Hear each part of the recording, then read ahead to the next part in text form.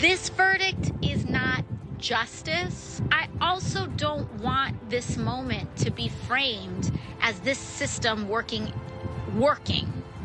because it's not working. Coming up on National Report, that is Congresswoman Alexandria Ocasio-Cortez saying the guilty verdict in the Derek Chauvin trial is not enough, as Black Lives Matter supporters say their fight has just begun. We're never going to be satisfied. Black Lives Matter isn't a trend, it's a movement. Black Lives Matter forever, okay? So we're not going to stop just because we got one conviction. Plus, moments after the guilty verdict for Derek Chauvin was announced, dozens of protesters taking to the streets in Minneapolis, chanting more anti-police slogans, calling for a revolution. What could we expect when sentencing is announced? We'll ask our police panel to weigh in. And this President Biden and Vice President Kamala Harris reacting to the verdict in a speech at the White House. Did you hear the remarks? Did their remarks unite the country? Our legal panelists weigh in to react on that coming up in just a bit. Good Wednesday morning to you. Welcome to National Report. We're glad you're here. I'm Shaun Kraisman. I'm Emma Rechenberg. Thanks for joining us. Former Minneapolis police officer Derek Chauvin been found guilty on murder and manslaughter charges in the death of George Floyd. Black Lives Matter protesters celebrating the guilty verdict, with activists and lawmakers doubling down on anti-police rhetoric and cries of systemic racism. And Democrats like Congresswoman AOC saying the verdict, as you saw, is not enough, and saying that this is only the beginning. Joining us now from Minneapolis with the latest, our national correspondent Logan Raddick. Logan, what are you seeing in the city this morning? Well, right now I'm outside of Cup Foods. Obviously, this is where Derek Chauvin put the knee on the neck of George Floyd, which led to that entire trial and then the subsequent convictions. But this morning, there's about 24 people outside of Cup Foods at this George Floyd square. But last night, what we saw was mainly celebratory. There was a somber mood right behind me where there's a vigil set up for George Floyd. Also, if we take a little bit of a look to my left, there's another vigil right here for George Floyd. But we talked to a few people yesterday, and the reaction after the trial, after the jury decision, rather, was that this was going to be inevitable, the ruling that they made. Take a listen.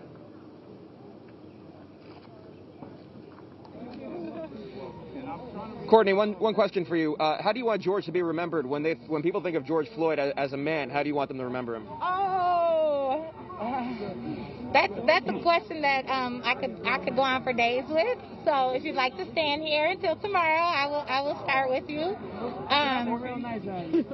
Floyd, he was my soulmate. He is someone I will be with during life and after death. I love him. He is a man with a big heart, like everyone is saying in the courtroom. Okay, baby. And sorry, it's hard when someone I'm not used to it. Well, that was George Floyd's girlfriend, but what we did hear from other people wasn't played there. They were saying that this was inevitable. People thought that if they didn't convict Chauvin on all three charges, that there would be tremendous unrest and violence here in Minneapolis. But they've made it clear that this is just a stepping stone for the cause. They want to make systemic change in the education field, in the medical field, and that they said that you can't stop this revolution. So clearly, it is brewing into something more than just the incident here in Minneapolis. They're happy with the verdict, but this is not the end of the road. Back to you. Logan, we were watching in the courtroom yesterday as the verdict was read. We saw the former officer being taken away in handcuffs. We're still waiting for sentencing. Do we have any idea when that could come forward and how long he could be sentenced for? Well, sentencing is expected in 8 weeks' time, so that's about 2 months from now. And one of those charges, I believe it was second-degree murder, carries a minimum sentence of 40 years. So Derek Chauvin is looking at spending basically almost the rest of his life, possibly the entire remainder of his life in prison. He's going to be there for quite some time when that sentencing comes out in 8 weeks. Okay, we'll wait for that announcement and, of course, wait and see if the defense decides to appeal the case as well. Logan Raddick live for us in Minneapolis. Logan, thank you. Meantime, there is growing outrage this morning after President Biden decided to weigh in on the verdict while the jury was still deliberating. For the latest now on that, we're going to bring in Newsmax White House correspondent. That's Emerald Robinson there. She's standing by live at the White House with the details on this. So the nation watched yesterday as this verdict was handed down. They also saw so many people come forward with their remarks. One of them, President Biden. Yeah. That's right. The White House was very quick to react to the reading of that verdict yesterday. In fact, shortly afterwards, President Biden and Vice President Kamala Harris gave their own remarks in the East Room of the White House. President Biden calling the verdict a giant step forward. Today's verdict is a step forward. I just spoke with the governor of Minnesota, who thanked me for the close work with his team. I also spoke with George Floyd's family again. Remarkable family of extraordinary courage. Nothing can ever bring their brother, their father back. But this can be a giant step forward in the march toward justice in America.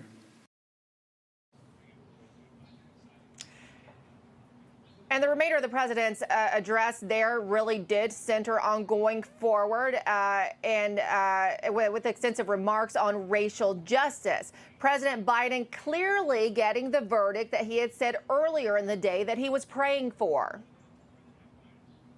I'm praying the verdict is the right verdict, which is, I think it's overwhelming in my view. I wouldn't say that unless the jury was sequestered now. Not hear me say that. So the president trying to say that he wasn't influencing the jury, given that they had already been sequestered. But look, Shaun and Emma, there are 3 officers yet to face their juries. They're still awaiting trial. Those 3 other officers who were with Derek Chauvin that day. Now, his comments drew a lot of criticism yesterday, many calling it remarkable and irresponsible, that including Senate Minority Leader Mitch McConnell, who criticized both the president and Congresswoman Maxine for weighing in. It is certainly not helpful for a member of Congress and even the President of the United States to appear to be weighing in public while the jury is trying to sort through this significant case. And now we're seeing cohesive messaging from Democrats in reaction. That message is, as you had played from Alexandria Ocasio-Cortez at the top of the show, their message that this is not justice. It might be accountability, but they want more reform in many different areas, something that Vice President Kamala Harris hinted at last night in her remarks in reaction to the verdict. Listen. Today, we feel a sigh of relief. Still, it cannot take away the pain. A measure of justice isn't the same as equal justice.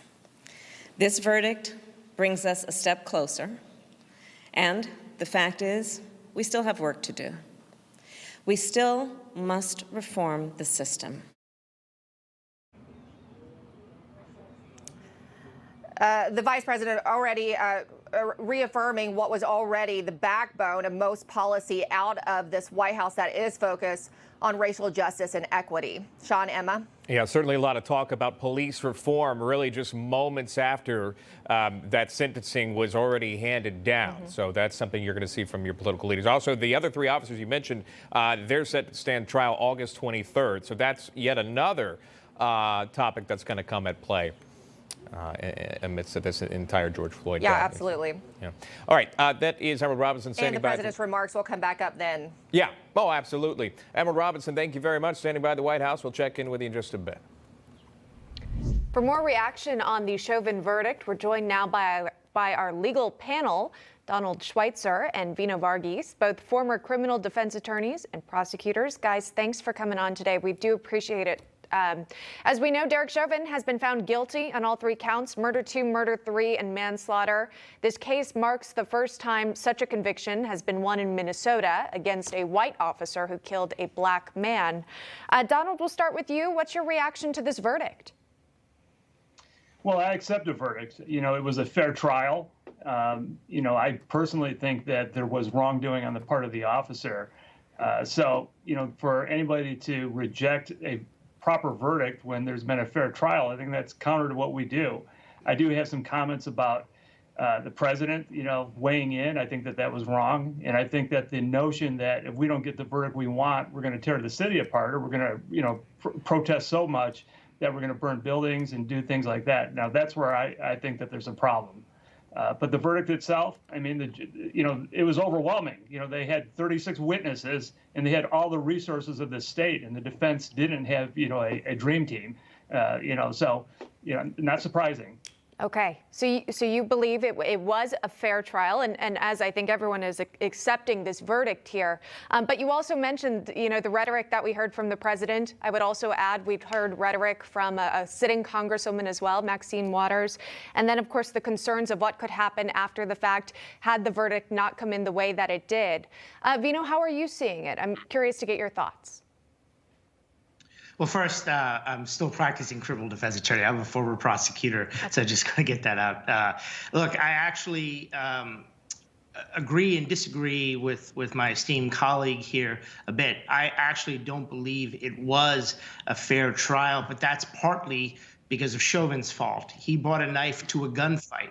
The attorney he had, Nelson, wasn't in the same league as the prosecution team, which they brought in people from outside, private practitioners. The two main prosecutors were people in private practice, who they called in, which kind of tells you that they didn't feel they had good enough prosecutors, in the state of Minnesota. So they had to bring in these additional people. In terms of the witnesses, yes, the evidence was overwhelming, but it was cumulative.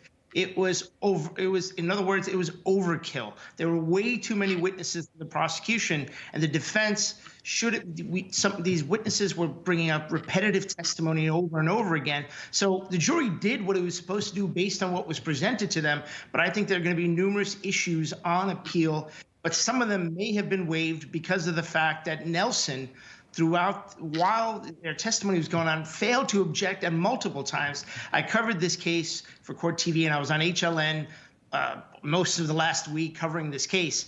And there were times I was just like looking at this screen going, object, dude. This is improper evidence. But he failed to do it most of the time. Now, in terms of the rhetoric by the president and the Congresswoman, I think it's deplorable. And I don't think the president should ever be weighing in on stuff. At the end of it, he should have said something along like, look, the jury's spoken. Let's begin a time of healing. This isn't about race. Let's just get together as a group and support each other and understand that, Mr. Chauvin does have appellate rights. So, make a statement, but not so broad. Okay. Well, before we dive into the possibility of an appeal, which apparently does seem likely here, let's just take a look at sort of the sentencing that Derek Chauvin could be receiving here. We've got this graphic for you. Second-degree murder here, maximum 40, third-degree maximum 25, and second max 10 for that manslaughter charge.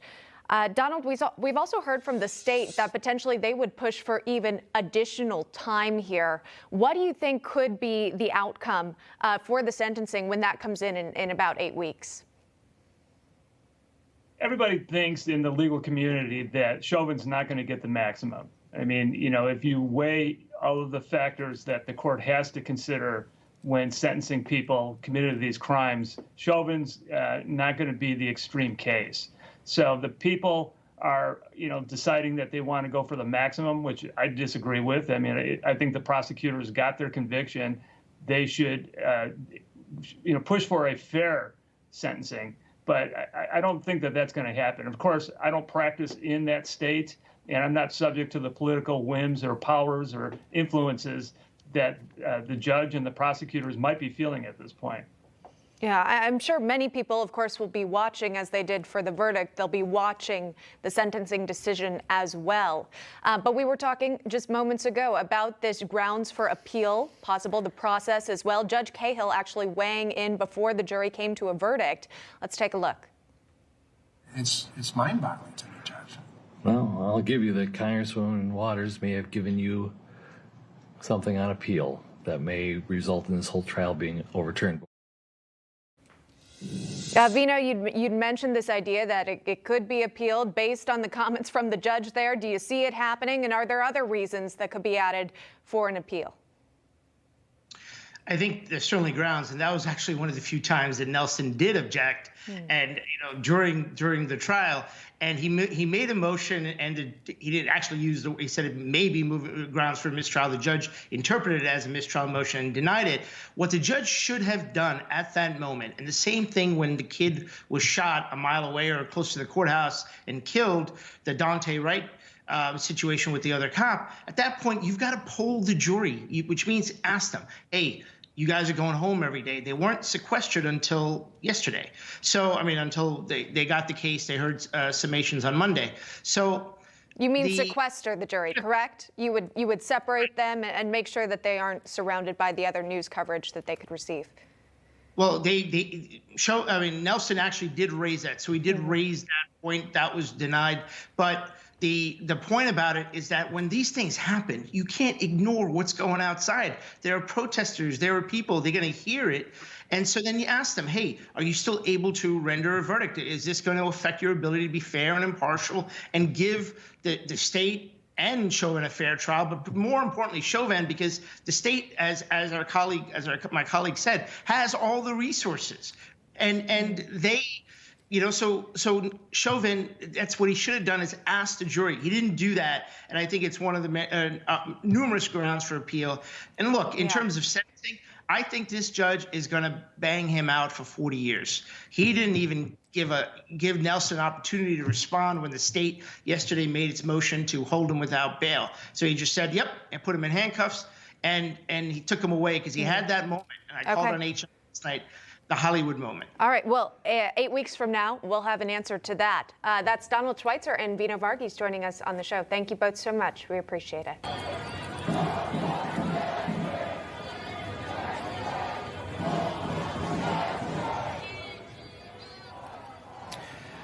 That's just a snippet there, but joining us now to discuss is former GOP congressional candidate Joe Collins. He's joining us live here to react to all of this, as well as NYPD Sergeant and founder of Blue Lives Matter, Joe Imperator, standing by. We also have Sergeant Betsy Branter-Smith, a 29-year police veteran. It's great to have everyone here. Look, a lot to talk about. Obviously, there is reaction to the guilty verdict, to what happened with George Floyd, with Derek Chauvin. But what I want to focus on specifically in this specific segment here, Joe Imperator, we'll start with you. Your reaction to what is said about the cops' ACAB as being painted outside, as being chanted. This continues on despite all 3 counts of guilty coming down when that verdict was read. Still, anti-police rhetoric continues. Your thoughts, Joe Imperator? That's actually the nice language that they use at these protests every single day. If anyone's ever been out there, they know how difficult it is and how much people instigate. See, when people talk about what more can officers do with the community, well, it's not necessarily the community, because the level-headed individuals with common sense love and support the police. It's the extreme groups. It's the antagonists that are going to go out there every single day, no matter how much police officers do. It will never be enough until they lynch police officers in a public square for all to see. Betsy, your thoughts on this, how that, again, your reaction, if you want to react to the verdict, you can as well, but also to seeing those protesters continue to push against our men and women in blue. Derek Chauvin is not the face of American law enforcement. He is one person, no longer a police officer, involved in one case. The jury has spoken, and we respect that. But this is not going to end, because this loud minority is going to continue to attack American law enforcement. And yes, we've had some very irresponsible rhetoric coming from our politicians as well. And it's going to get more and more difficult for American law enforcement officers to do their jobs. And that's ultimately going to endanger the public. Joe Collins, would be appropriate to ask about this. You've seen Maxine Waters obviously pushing for confrontation. There was an attempt to have her censured in Congress that did not go through. That is not the only time you've seen her react in this manner. You clearly knew what President Biden wanted from this verdict when he was sharing his piece, if you will, of his thought on it, the right verdict coming down. How powerful, how potent are these words by our political leaders, Joe Collins? It's extremely important. Thank you for having me, by the way. It's extremely important that the members of the executive branch and the legislative branch keep your mouth shut when it comes to issues concerning the judicial branch. We have to let the American judicial system play itself out. We know it's not perfect. One thing that disappoints me about the entire thing is we have leaders in Congress who have failed multiple times to create any type of positive police reform or even criminal justice reform. And so I think this is an opportunity for the Republican Party, the leaders in the Republican Party, to put on public display the type of leaders that we are, so we can, kind of curb the anger and anxiety that's flowing through America right now. Joe Imperatrice, I'll bring you in on this conversation. Right now in Columbus, Ohio, there is video, body cam video of a police officer shooting another subject. But again, then you've also seen, again, this is from the scene, you've also seen the person that was shot was holding a knife. It was seen on video. Yet protesters still out there. There's this call now, as Betsy kind of alluded on here, for police reform. Joe Imperatrice, how do you balance that line of calling for police reform, but also allowing for police to do their job? This incident is a perfect example that it will never be enough. A few years back, activists wanted police officers to wear body cam footage. Well, what do we have here? Lo and behold, the officer captures the entire video, the entire incident on body cam. And we see an individual, yes. Was she a teenager? Yes. But she also had a knife, and she attempted to stab 2 individuals. This wasn't a butter knife. This was almost along the lines of a butcher knife, which could have killed those other girls instantaneously. So unfortunately, when police work isn't pretty, the officer had to take deadly physical force into his hands to be able to prevent the death of 2 other people. We have to get back to common sense. You wanted body cam footage?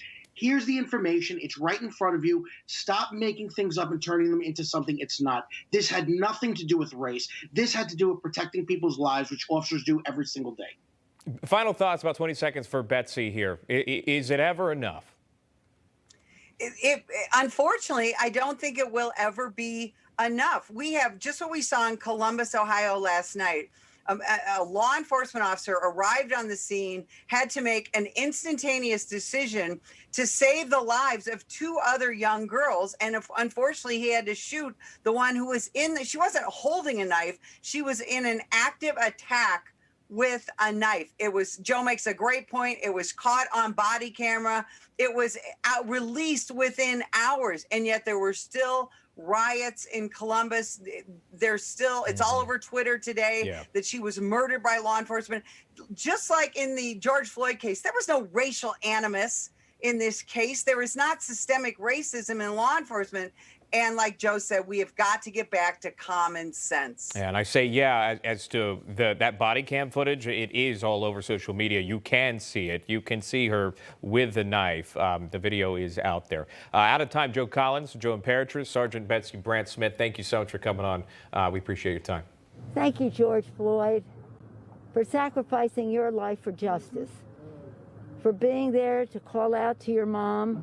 How heartbreaking was that? Call out for your mom. I can't breathe.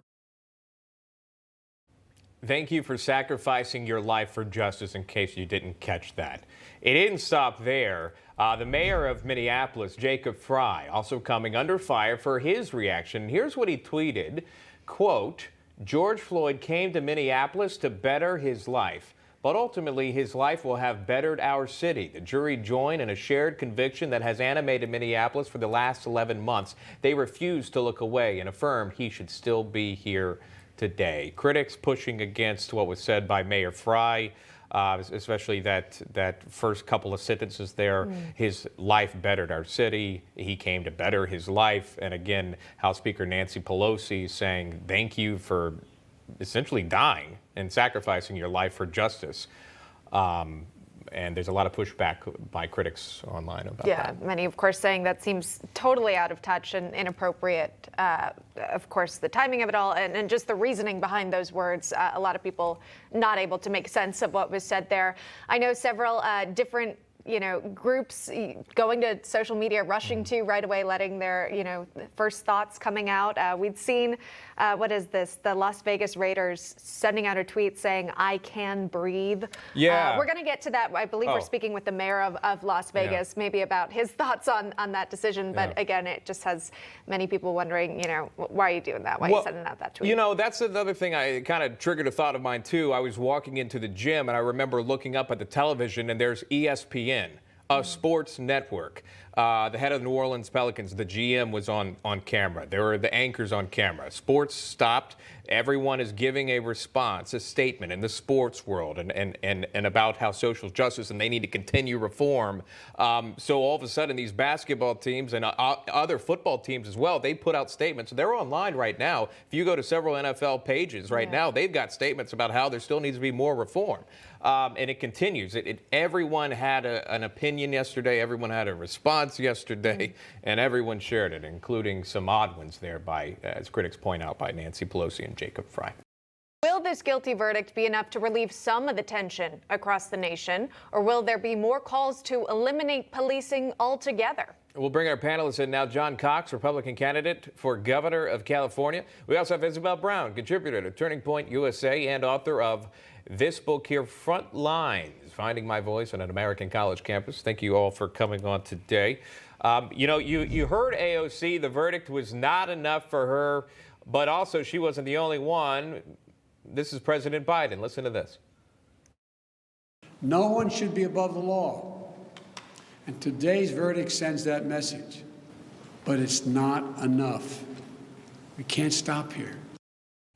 Isabel, there's that term that you're hearing from your political leaders, not enough. Your response?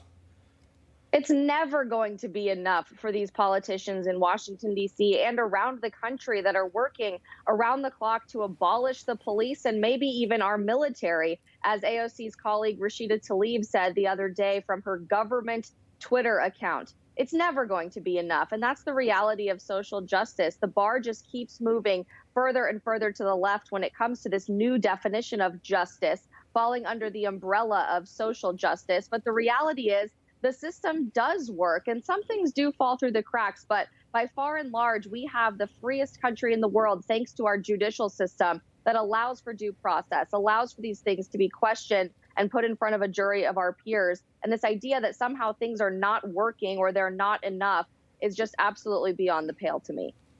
John Cox, your thoughts on, again, this response? And I've heard sort of this phrase being used by some on the left saying it wasn't justice, this was accountability. Yeah. And yet, we saw, an American legal system, American justice at work in that courtroom.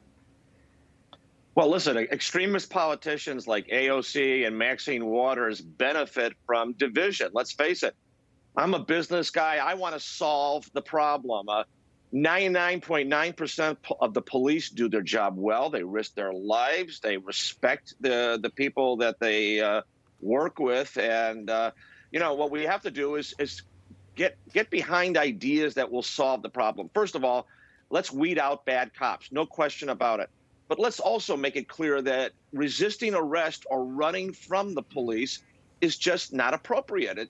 It's going to subject you to danger because the policeman doesn't know if you're going to accost somebody else. But policemen are there to arrest people if they present a danger to society. That's what we want them for. And no community wants police more than the black and brown communities where, let's face it, are the places where there's most of the violence. I grew up in Chicago.